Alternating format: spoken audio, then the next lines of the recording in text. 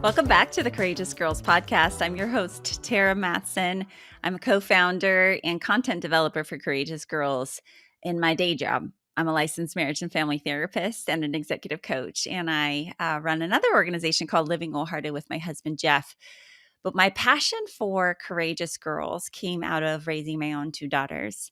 I'll never forget, I was sitting in a rocking chair in my daughter's nursery, and I had just spent a day with clients, 65-year-old, a 45-year-old, a 32-year-old, a 17-year-old, and a 10-year-old girl, all dealing with various issues that I address in my book, Courageous, Being Daughters Rooted in Grace, and developed curriculum, Courageous Girls curriculum years later to help to get to.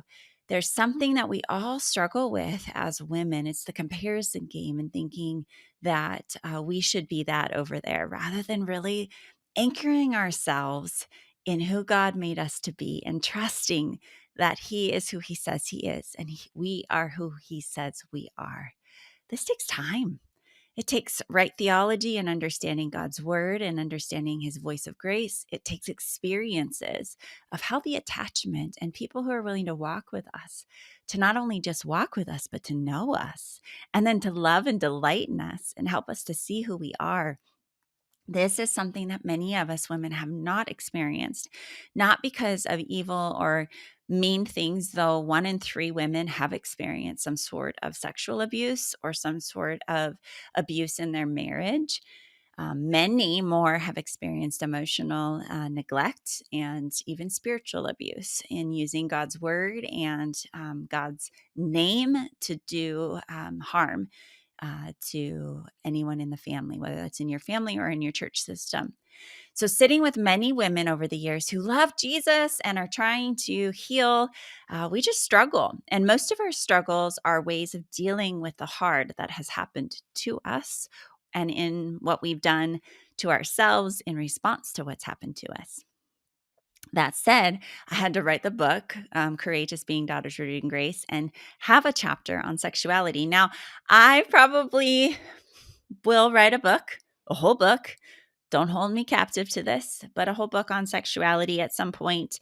I do want to address all the dynamics I've learned over the years in working from sexual abuse recovery, sexual betrayal, and sexual addiction recovery. Love relationship addiction, which is women particularly are most vulnerable to this, but looking to romance and men as their form of finding identity, and it's a form of addiction. The LGBTQ plus dynamic and gender fluidity and gender identity and sexuality that has become really confusing, particularly for Gen Z and the next generations that are coming behind. Unfortunately and fortunately, we live in Oregon. And so Oregon is a very liberal state, and my girls have been in public school, and I've been working for the last 20 years, since 2004. 2003, in private practice, in the county jails, in the church, all since then seeing the confusion around sexuality continue. And probably about 15 years ago, before Courageous Girls was launched, and really this conversation came to the forefront of the church, people started not really knowing what the kids were dealing with, especially in the Pacific Northwest, as they were wrestling with how do I deal with my lack of attachment, my lack of being known, my lack of my sense of identity and being cared for and seen and comforted. Every child needs that. And the opportunity to be able to find that in another community. And that might mean that I change my sexuality or I change my gender and my identity. And post-COVID, we saw an inflation. So I saw this a long time ago happening in the Pacific Northwest, but across the globe, particularly in the United States, we saw a 500% increase in girls identifying themselves other than female. There's a lot of different ways that you can identify now, lots of names. And by the time this podcast even airs, we might even have more additions. When I wrote this book, this concept was just coming out publicly, but I had already seen it in my office So much of Courageous Girls curriculum is not really focused on the weeds or the fruit. It's focused on the roots and knowing that what's under the surface, if we can really nurture the roots of our daughters and helping them to trust that God is trustworthy. He is who he says he is, and he is, and we are who he says we are, that he has a purpose for being female, and being female is good. And even our experiences around being female are good. If we're going to have a better chance of really being able to live into our own skin and to grow into what it means to be a woman. Though I never struggled with my own sexual identity, I really have compassion and understanding what it's like to dislike this female body or being female.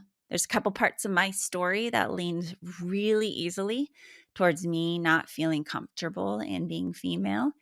And my way of coping with it in my generation was with bulimia and body dysphoria.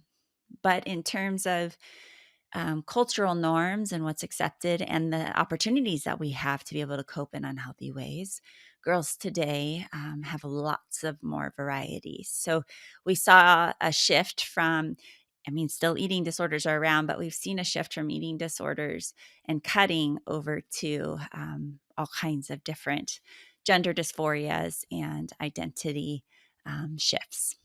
Sexuality has always been a concern for the church and those growing up in the church, but the purity culture kind of really put a shame blanket over a lot of Christians who are raising daughters today. And so I just want to speak to that. I speak to it quite a bit later on in the podcast, but I just want to say here and now today, the Courageous Girls is not a purity culture revamp. In fact, the key differences that we are doing in Courageous Girls that you would have not found in some of the purity culture um, things that were of the 80s and the 90s is we are doing ongoing talking about anything and everything. We're creating safety and healthy attachments between moms and daughters, trying to remind our daughters that we are safe and we will listen and we will process any question under the sun. And it's not a one-time lesson or talk. We're going to keep talking and we're going to keep processing and we're going to talk about grace and we're going to talk about when we mess up. And if we struggle or are tempted, you can come to me. I'm going to help you. God's going to help you. We're going to do this together. That's a very different posture than just trying to give our children information and say, don't do it. And if you do, some of the really unhealthy, spiritually abusive voices in the purity culture, it wasn't all, but some were like, you're going to go to hell or God's going to not love you anymore. And that's just not true. We all have a story. And part of what I want is moms and daughters more than anything is to trust that God will use your story even when it's not perfect and even when it's messy and when we make choices that we regret. And last thing I ever want is any daughter to believe that she's damaged goods. So sexuality is a really tender, sensitive topic, and I was only able to give it a chapter in this book.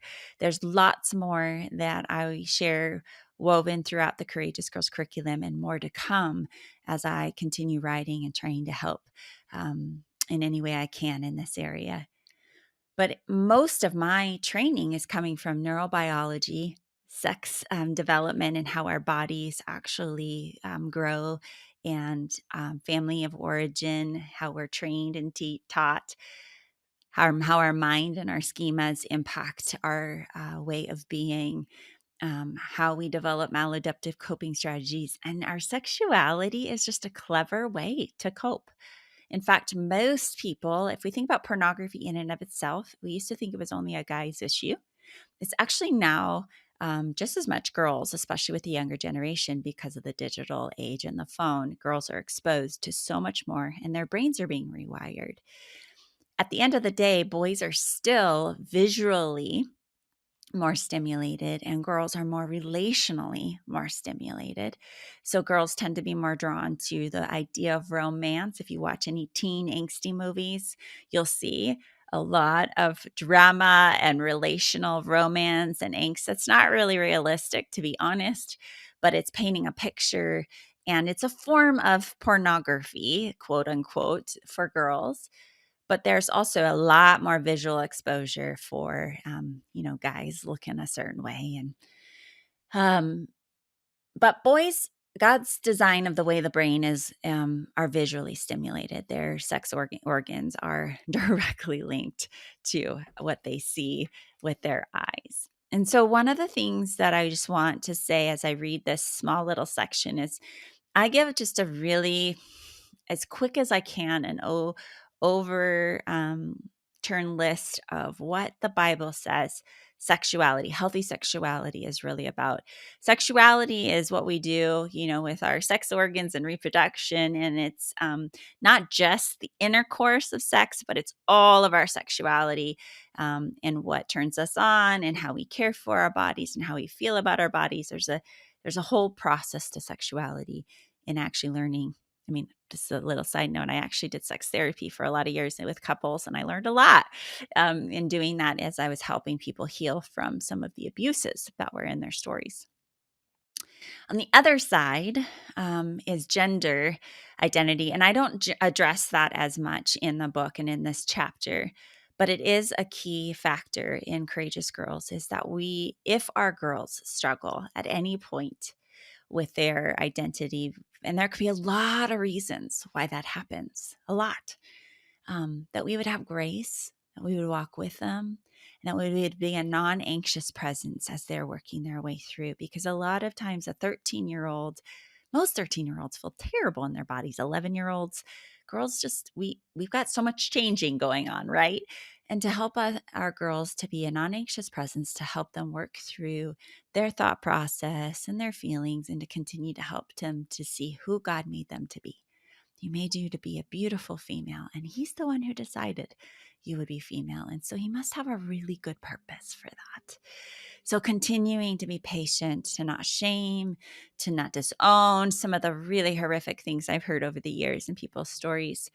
And oftentimes you will see a daughter slowly grow into her own sense of self if we're able to walk with her, to talk with her, and to be a safe and trusted resource for her, and to remind her of truth, and to be a reflection of who God made her to be. The other factor that I don't really talk about, but is how we treat those in our community who are going through these kinds of struggles, whether it's same-sex attraction or whether it's gender identity and there's some sort of fluidity. There's a wide variety of ways that girls show their expressions. And so I would have been labeled as a tomboy as a kiddo. I didn't like girly things, and that there's a main reason for that. My dad wanted boys, and he really idealized the fact that I could throw a football and cut and gut my fish. And so in my little girl paradigm, I didn't identify with girls in the same way. I didn't feel like I fit in because I wasn't interested in the dolls. I was interested in Transformers, and I was interested in playing football with the boys at recess. That didn't mean that I wasn't a girl. It just meant that I was athletic and I enjoyed, and because of my culture, my home culture, I learned that the boy things were more fun. That's how I got to hang out with my dad. Again, not to dismiss the complexity of what happens for our girls, but I want to just say in my own journey, I get what it's like. I get just the slivers of the times of questionings, but nobody in my worldview questioned that I was a girl or gave me a chance to even question that. And so, again, my coping strategy wasn't best, but I moved through that eventually and found health and wholeness. That's what we're doing for our girls. Don't panic. Don't panic, whatever their story, whatever they go through. But if we can give them a fighting chance towards God's wisdom and health, and a fighting foundation that says God is trustworthy, and you are who he says you are. He actually knit you together in your mama's womb in Psalm 139. And he decided that you are to be the way you are, with the kind of hair you have, with the kind of eyes you have, with the lips you have, with the hips you have, with the personality you have, all the different parts of who you are. And it's good. And you're still female. So, I mean, at the end of the day, female are We're related to females because of our biological parts. And then there's a lot of varieties to what female. And in the church, there's just been a lot of abuse in making a very small, narrow understanding of what it is to be female and limiting the abilities of what girls can do within the church. And times have changed. And also, and some of you are listening, are in communities like that. And Courageous Girls is trying to help girls to see their value in the kingdom, their value in the church, and to discern what are healthy systems and unhealthy systems that are going to help her to live into the fullness of who God made her to be. That was a long intro. Please forgive me. Sometimes this topic is like, there's a lot to it, and I'm just giving you a very 30,000 foot view. And hopefully over the seasons and episodes of Courageous Girls podcast, we'll dive deeper into this over time. But I'm actually going to start in the middle of the chapter. I'm going to start on page 200. I've processed sexuality at every level. The root of the issue for all people always coming down to a longing for authentic connection and emotional intimacy. Using sex as a means to escape, cope, or get or keep love, find value, or define ourselves is a harmful way to relate to sex and will lead to a dead end. Sex is meant to be the result of deep intimacy, emotional intimacy, not the producer of it. When sex is brought into relationship prior to marriage in any of its forms, there are damaging effects. And I'm thinking specifically from our neurobiology and the way that our neural pathways are creating what is good, what is not good, how our bodies respond. Our sexuality is reinforced by whatever we've been exposed to, like pornography, abuse, promiscuity, shame, spiritual legalism, and so forth. Similarly, the risk of lung cancer is much higher for one who smokes than for those who do not. So protecting and honoring our bodies and their intended sexuality are means to a healthier relationship in our marriages. We can talk to our girls about purity and premarital sex within the context of building healthy relationships, healthy brains, healthy bodies, and healthy souls. Here's what relationship and sexual formation experts know about sexuality. Women want to be chosen. When sex is simply an act of ecstasy or orgasm, it is reduced to a momentary of pleasure, and it produces feelings of objectification. Relationships where sexual boundaries were honored prior to marriage have higher levels of trust in relationships where the boundaries were crossed. When people can regulate their sexuality prior to marriage, which simply means they will not give in to its every craving, they are more likely candidates for faithfulness in marriage. Monogamy produces greater satisfaction in sex and overall relationships than any other sexual relationship. That's really an interesting statistic. When our no thank you is honored in the sexual relationships, our no thank you is honored in all parts of a relationship. Boundaries are crossed in all areas of relationship when one partner is unable to hear no to his or her needs and wants. It's like a 2-year-old who wants a cookie, and if she can't hear no now, she won't hear it when she's a teenager. Sex is one of the most intimate acts, though it has been diluted by our culture to what a wave or a handshake used to mean. Nowadays, one does not need to know anyone well to have a physical encounter. And the ironic thing is that the scripture verse Adam knew, Knew, his wife, he uses the same Hebrew word as is used for God knowing us, Knowing. This has huge implications for the intent of sex and the spiritual connection it creates and the vulnerability that is required. Engaging in sex without vulnerability and emotional intimacy requires great dissociation from our hearts, our minds, and our bodies. Sex offers us a huge dose of oxytocin. It's a bonding hormone and a dopamine fix, which is a feel-good hormone. Oxytocin is the same hormone produced by a nursing mom and her baby, so they form an attachment. When sex is used in casual relationships, we're messing with the neural pathways in our brains that are trying to make healthy connections. And the dopamine fix is meant to keep us coming back to each other. Sexual intimacy can help us feel closer to and enjoy a precious gift with the most intimate person in our lives.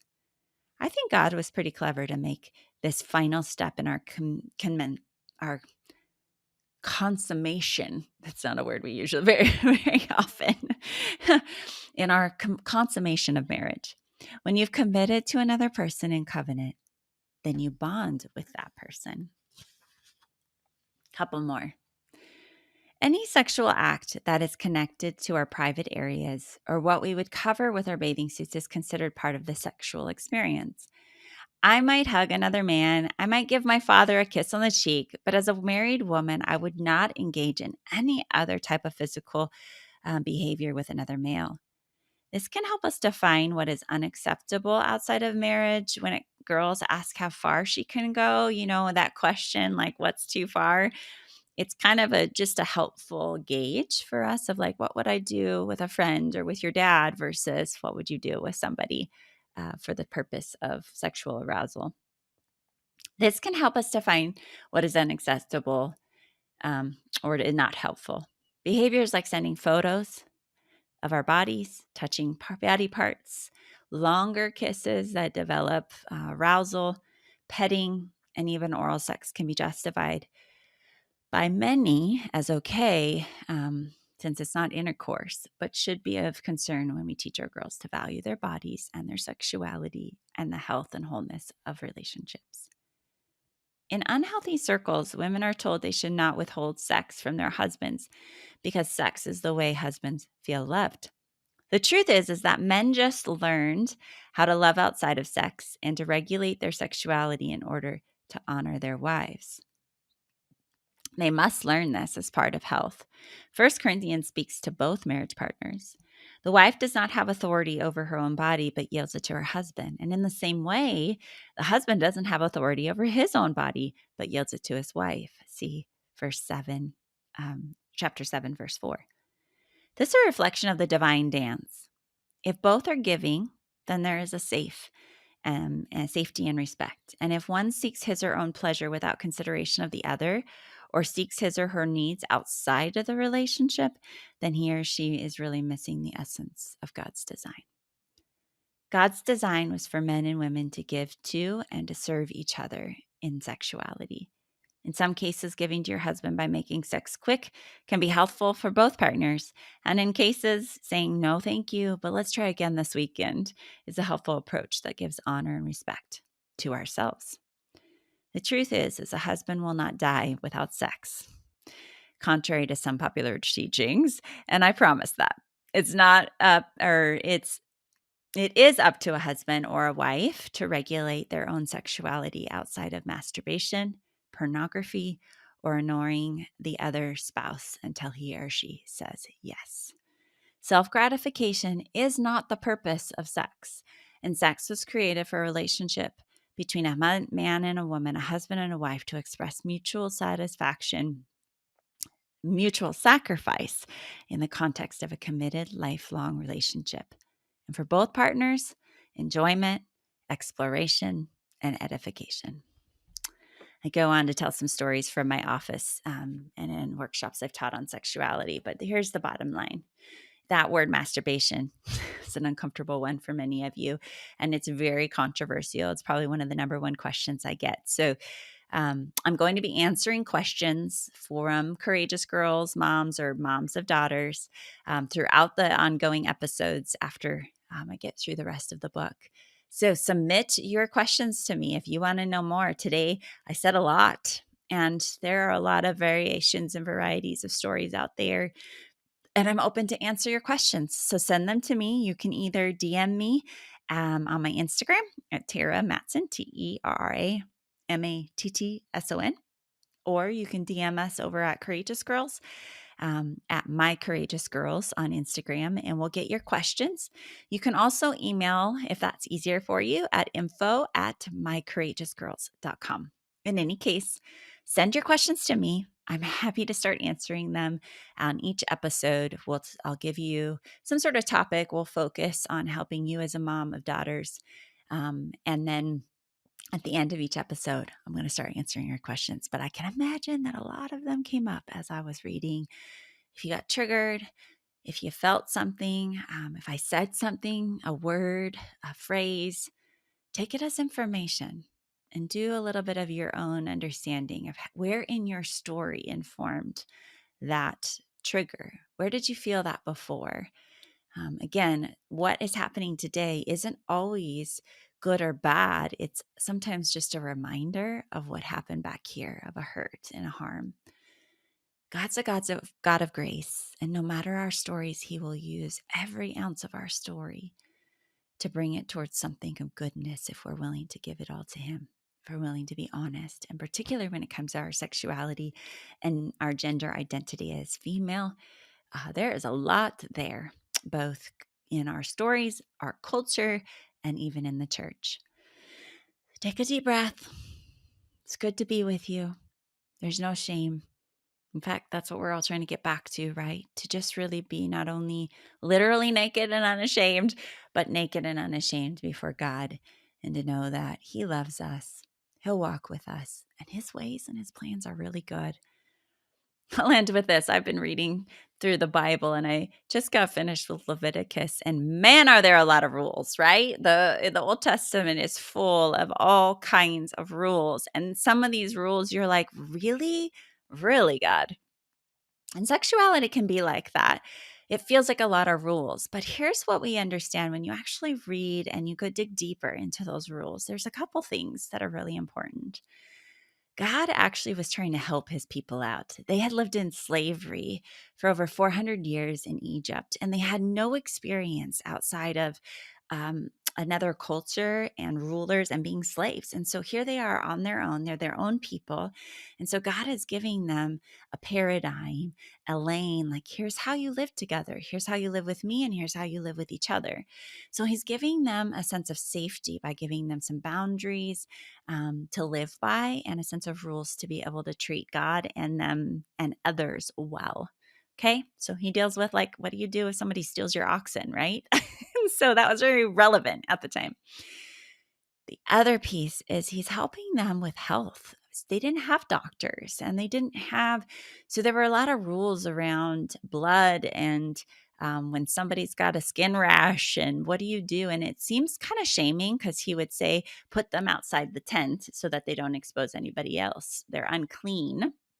But really, what his heart was at the end of the day was not only giving them a chance to heal, but to make sure that things didn't spread within the community. He was really protecting his children and trying to give them a better way to live a life of health and wholeness. That's the same with sexuality. Sex, no matter our stories, it creates neural pathways. And those neural pathways shape so much of our life. Sex is not just sex over here, it is actually a real key part of who we are as human beings. Our sexuality is a beautiful part of what God designed, and yet we've got to steward and care for it, just like we do our mind, our body, our heart, and our soul. And they're all connected.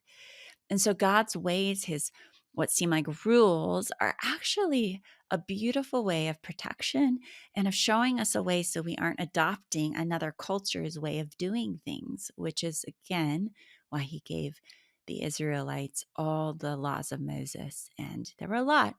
And then Jesus comes later and he kind of simplifies it, right? With love the Lord your God with all your heart, soul, mind, and strength, and love others as you love yourself. I'm glad I live on this side. Oh, Jesus. But I just want to bring that to the forefront to recognize God's heart is good. He isn't trying to shame us, but he's saying, here's the way to go. And that's what I want to give our daughters, the way to go. And if you don't, which he provides in Leviticus as well and in the New Testament, but he says, and if you don't, then you provide an offering.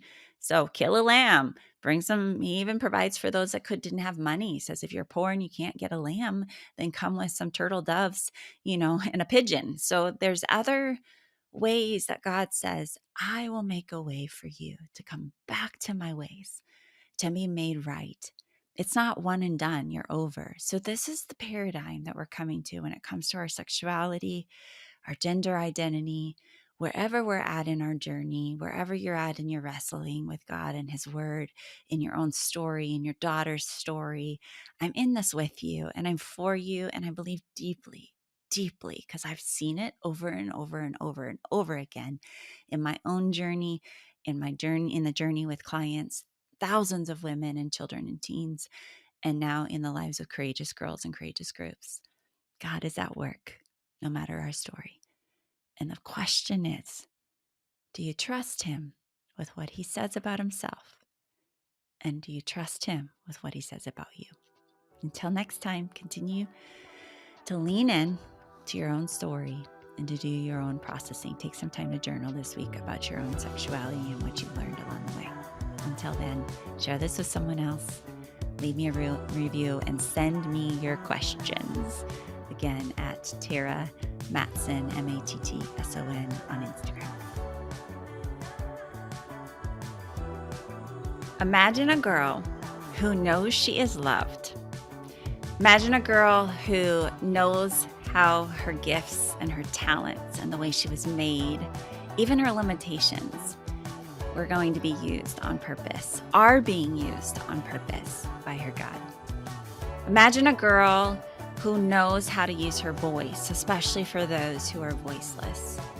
Imagine a girl who knows how to ask for help, who's honest with her God and with others, who knows how to lean into friendships, to move through conflict, to communicate well, to even work on how to forgive and learn how to move through and rather than around. Imagine a girl who loves the Lord her God with all her heart, with all her mind, with all her body, with all her soul, with her relationships and her actions. This is Courageous Girls. And it's not only just for our daughters, but it's for us mamas as well. If you want to learn more, go to mycourageousgirls.com or go download the Courageous Girls app. This is a free online resource, a curriculum that helps you walk with your daughter at every stage of her growing years so that she and you can learn more about what it means to be a girl who knows she's loved and love others well in a world of confusing messages. Today's the day. Are you in?